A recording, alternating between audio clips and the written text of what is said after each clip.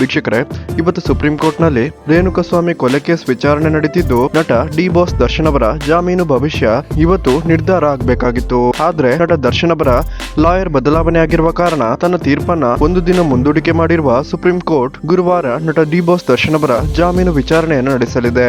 ಆದ್ರೆ ವೀಕ್ಷಕರೇ, ನಟ ದರ್ಶನ್ ಅವರಿಗೆ ಸಿಕ್ಕಿರುವ ಜಾಮೀನನ್ನ ಕ್ಯಾನ್ಸಲ್ ಮಾಡೋದಕ್ಕೆ ಸರ್ಕಾರ ಸುಪ್ರೀಂ ಕೋರ್ಟ್ಗೆ ಸಲ್ಲಿಸಿರುವ ಆ ಒಂದು ಅರ್ಜಿಯನ್ನ ನಾವು ಕರೆಕ್ಟ್ ಆಗಿ ನೋಡೋದಾದ್ರೆ ನಟ ಡಿ ಬಾಸ್ ದರ್ಶನ್ ಅವರಿಗೆ 100% ಪಕ್ಕ ಜಾಮೀನು ಕಂಟಿನ್ಯೂ ಆಗುತ್ತೆ ಅಂತಾನೆ ಹೇಳ್ಬಹುದು.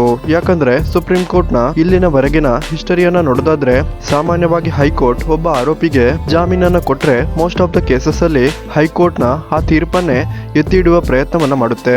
90% ಕೇಸಸ್ ಗಳಲ್ಲಿ ಸುಪ್ರೀಂ ಕೋರ್ಟ್ ಹೈಕೋರ್ಟ್ ಕೊಟ್ಟಿರುವ ಜಾಮೀನು ತೀರ್ಪುಗಳನ್ನ ಎತ್ತಿ ಹಿಡಿದಿದ್ದು ನಟ ಡಿ ಬಾಸ್ ದರ್ಶನ್ ಅವರಿಗೆ 100% ಪಕ್ಕ ಗುರುವಾರ ಜಾಮೀನು ಸಿಗಲಿದೆ ಅಂತ ಹೇಳಲಾಗ್ತಿದೆ. ವೀಕ್ಷಕರೇ, ನಿಮ್ಗೆ ಇದರ ಬಗ್ಗೆ ಏನ್ ಅನಿಸುತ್ತೆ ಅನ್ನೋದನ್ನ ದಯವಿಟ್ಟು ಕಮೆಂಟ್ ಮಾಡಿ ತಿಳಿಸಿ.